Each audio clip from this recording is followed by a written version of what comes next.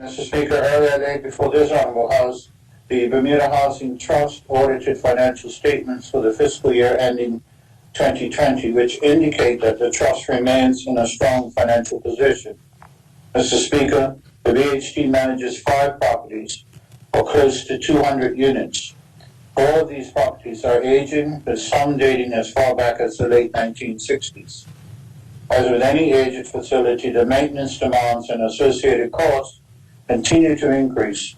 Notwithstanding, the BHT has remained committed to the upkeep of these buildings to ensure they can be occupied safely by our seniors.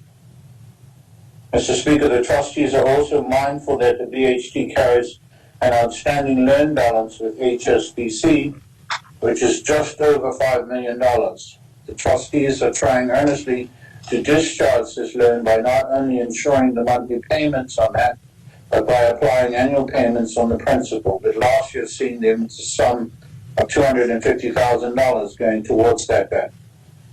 Mr. Speaker, the original capital loan to the BHT was for a sum of $12.5 million some 15 years ago. These funds were borrowed to advance the construction of the Dr. Can Park facility in Southampton, which houses close to 100 seniors. Mr. Speaker, in the 2020 speech from the throne, the government committed to caring for seniors and helping them to age with dignity.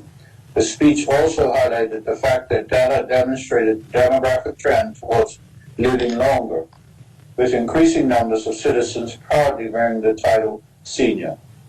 The knock-on effect of the increase in the seniors' population is the increased demand for homes for this cohort that want to live independently. The BHT's mission, mandated by statute, remains consistent, and that is to provide homes for seniors that afford them the freedom to live independently, and making these units available by charging the most affordable rents possible. And incidentally, Mr. Speaker, the BHT continues with its policy of not raising rents on sitting tenants, notwithstanding the continuing need for maintenance and rising costs.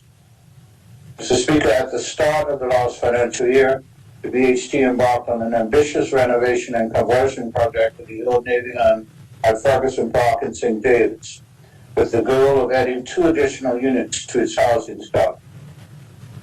Now, 2 additional units may not seem earth-shattering, especially when there is a consistent waiting list of 50 seniors, but it was an important project for other reasons.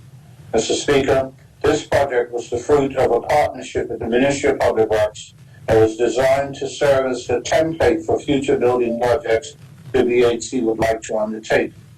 The Ministry provided much-needed services at no cost by making available to the BHT one of its architects from the Bermuda Housing Corporation, Mr. Kino Jacobs, who supervised the project from inception through tendering and then the supervision of the project to completion.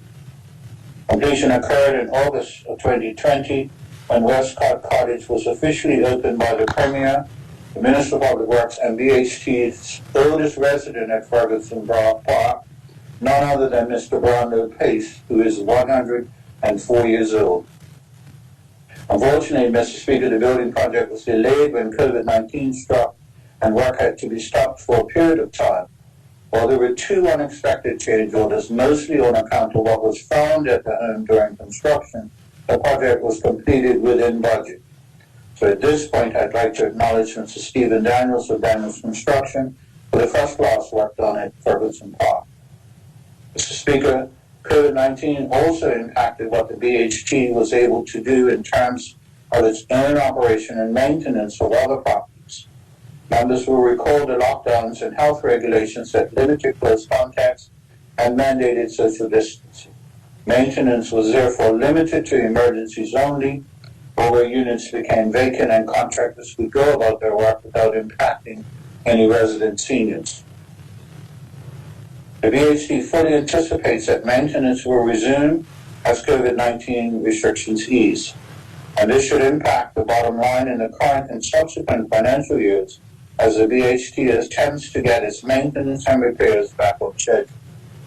Meanwhile, the trustees are aiming to employ the public partnership model that was used for Westcott Cottage as an example of what can be done in the development of another property for seniors. This template is also key, and the VHT believes appealing to donors who are engaged to assist the seniors. Important partners all coming together to help advance the quality of life for seniors by the provision of accommodation at the most favorable rates available. And for those wishing to know more about the VHT or donate towards any development of the properties, they can visit the VHT website at www.housingtrust.bm or call the office at 292-1322. Mr. Speaker, I had the opportunity to join the trustees of the VHT recently at their annual retreat. They reviewed a comprehensive agenda of their mission, future rules, and the exit conference points from the most recent audit. What is clear to me is the level of commitment demonstrated by the trustees. It was this level of energy and enthusiasm by the trustees that makes me proud to be the minister, and therefore even more proud to reassure them of the government's commitment wherever it can to provide all the support we can in terms of services to help the trust meet its goals.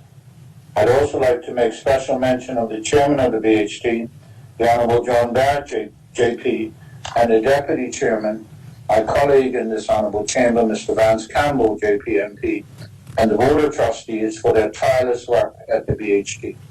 Mr. Speaker, there is so much that goes on behind the scenes that the average person is completely unaware of, and this, for the most part, becomes a thankless job.